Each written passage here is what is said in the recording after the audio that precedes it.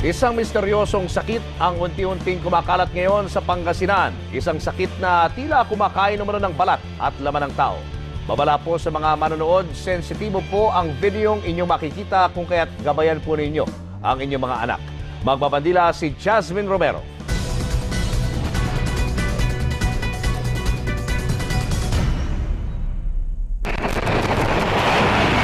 Sa kabila ng tahimik na mukha ng Pangasinan, walang kamalay-malay ang marami sa misteryosong sakit na kumakalat sa ilang bayan dito. Sakit na kumakain umano sa katawan ng mga tao at nakakapagpabago sa kanilang mga dating anyo. Nilakbay namin ang bayan ng Santa Barbara kung saan naninirahan ang 21 anyos na si Claire. Nagulat ako sa aking nasaksihan. Wala nang paglagyan ang patong-patong na sugat sa buo niyang katawan. Mula sa kanyang mga paa, braso, kamay hanggang sa kanyang mukha, namamanas ang ilang bahagi ng kanyang katawan. Hindi na rin halos makilala ang kanyang mukha dahil tila kinain na ng mga sugat ang kanyang kagandahan. Makalabas ka ba ng bahay? Hindi po ako magpalabas.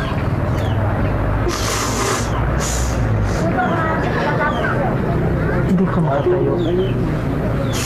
Inalalayan lang po yan. Anong pakiramdam ng sugat? Ayon sa kanyang inang si Letty, nagsimula lamang ito sa mga simpleng pantal. Pinaligo namin yung birain, kala namin lamig. Di lalong lumala hanggang sa pinaderma namin. Sabi nila may ketong. Ang hindi rin maintindihan ni Aling Letty ay kung bakit may lumalabas sa mga langgam at uod sa kanyang mga sugat. May lumabas dito na yung mga uod, inalis namin. Uod? Uod na, uod no. Yung maganon siya, ginanong ng sugat. Tapos dito hanggang ngayon po, lumalabas po kanya pag ginaganon po namin. Lumalabas po yung langgam na maliliit. Ang kumisan na, umibigay na. Sabi niya, ayaw ko nang kumain na, ganito naman ganito. Dasal ako ng dasal. Wala naman nangyayari sa akin. Wala naman akong kasalanan, sabi niya. Kung meron man nasaktan ako ng damdamin, sana patawarin ako, sabi niya. Dinala na sa magagaling na doktor si Claire sa Pangasinan, Baguio at kahit sa Maynila. Samot-saring gamot, pero pabago-bago raw ang diagnosis ng doktor. Mula ketong, skin allergy, kalaunan ay hindi na raw maipaliwanag.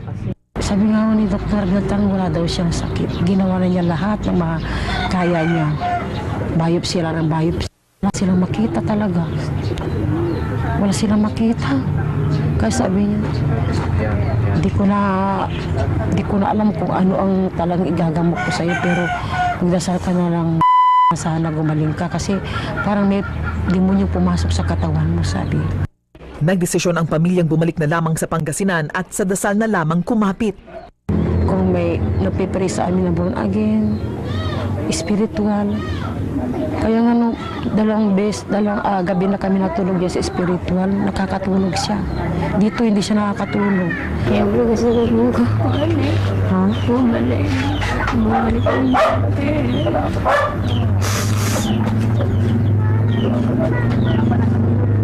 Hindi na po ako lalayan. Gumalaw.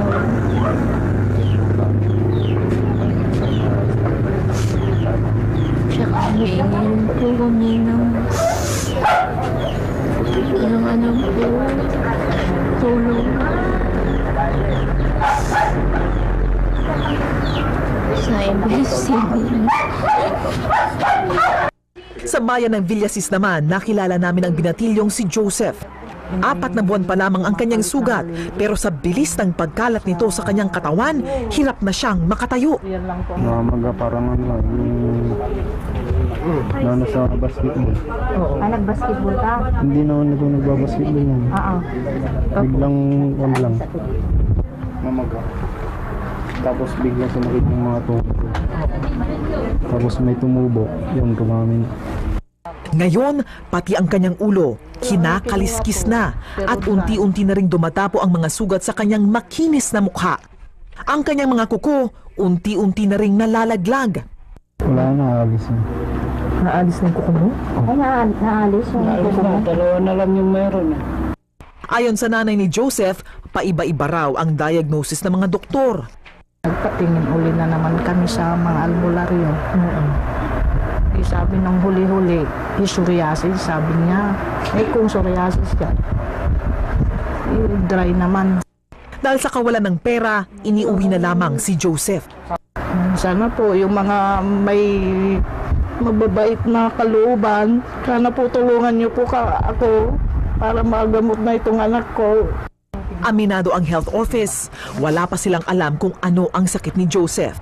Duda rin sila na hindi lamang ito basta simpleng lupus o psoriasis. Parang nanghihina, tapos yung mga vesicular rashes niya parang tumataas, dumadami from the lower extremities up to sa ulo.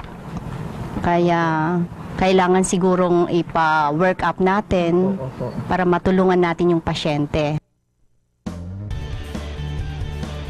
Ano nga ba ang sakit na ito at may kaugnayan nga ba ito sa isang propesiya?